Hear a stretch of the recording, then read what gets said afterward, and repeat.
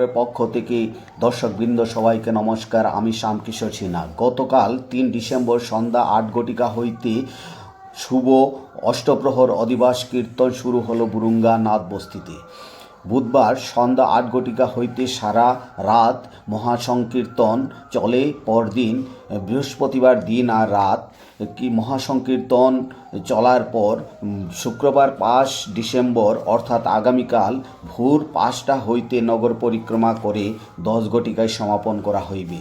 হরিনাম কীর্তন পরিবেশনায় শ্রী রাধেশ্যাম সম্প্রদায়, শ্রী রায়ধনী সম্প্রদায়, শ্রী গৌরভক্ত সম্প্রদায়, শ্রী সুবল সখা সম্প্রদায়। কীর্তন কমিটির পক্ষে সভাপতি লিটন নাথ, সহসভাপতি রবীন্দ্রনাথ, সহসভাপতি সজলনাথ, সম্পাদক শ্রী শান্তনাথ, সহসম্পাদক সানীনাথ, সহসম্পাদক দীপঙ্কর নাথ, কোষাধ্যক্ষ বিশ্বজিৎ নাথ ও